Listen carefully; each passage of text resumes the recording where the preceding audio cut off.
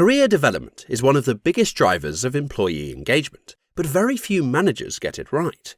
In a survey from Manpower Group, 82% of respondents said they would be more engaged at work if their managers had regular career conversations with them. Yet, only 16% said they do have regular conversations with their managers about their career. In this video, we'll walk you through 5 steps to having meaningful career conversations with your employees. We've also built a free template you can use with your team to help with building a development plan. Download it using the link in the description below. Step 1. Schedule career conversations quarterly. Not only is it important for you to have a career conversation with your team, but you need to have them on a frequent basis. An employee's career goals and aspirations will change over time.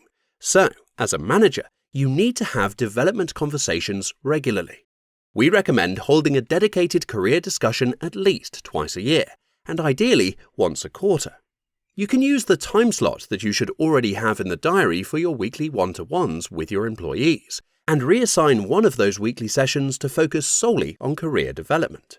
It's important to note that career development conversations should always be separate to any discussions about performance. Career conversations are for you and your employee to spend time focusing on their future, and you won't do them justice if they are distracted by ratings or compensation. Step 2. Understand current skills and strengths. A great starting point for a career development conversation is to understand why your team members are where they are right now. Begin by better understanding each team member's skills and strengths. Understanding what brought them to this point in their career and what energizes them is a powerful starting point in having an impactful career conversation. You should ask them about the parts of their current job that they find the most satisfying and why, and also the parts that they don't enjoy. Once you have helped them to identify their strengths, spend time discussing how they can continue to build on them and find a way to incorporate them into their work as often as possible. Step 3. Explore aspirations for future growth. Now you understand your employees' skills and strengths, you can engage them in discussions about their long-term ambitions. For your team to open up and share their dreams and aspirations, there needs to be a good level of trust between you. Take time to build a strong relationship with your team members and create a safe space for honest conversation. Career conversations shouldn't be rushed, and you might need more than one session to get through everything the first time you have a development conversation with an employee. To learn more about their career aspirations, inquire about where they see themselves in 5 years' time. What experiences do they want to have? What skills do they want to develop? Are there specific roles or career paths that interest them?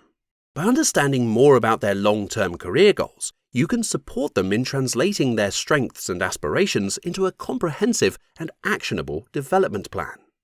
Step 4. Co-create a development plan. To support your employee in creating a development plan, start by defining clear and measurable career goals. These goals should be aligned with the individual's strengths and aspirations, while also contributing to your team's strategy and objectives. Next, identify the key skills and actions required to bridge the gap between the current state and their desired future. Does your employee need to build a new skill, or are they building on a strength that they already have? As a manager, you can provide guidance on the various options available for skill development. This could include workshops, online courses, mentoring opportunities, and stretch assignments. Once you've clarified the goals and the upskilling required, you should work together to outline a timeline and milestones. Break down the larger goals into manageable steps, each with its own set of objectives and deadlines. Step 5. Implement and review progress. Now it's time to turn the development plan into action. Follow up regularly with your team member to evaluate progress and make adjustments. Make sure that you are providing sufficient opportunities for them to apply and develop the skills that they are focused on. Encourage them to take on projects and responsibilities that align with their goals, allowing them to gain practical experience and showcase their growth. Remember, your role as a manager doesn't end with creating the plan. You need to act as a mentor and coach throughout the journey. By offering guidance and helping your team members navigate challenges, you will play a critical role in shaping their professional lives and progress your own skills as a manager at the same time.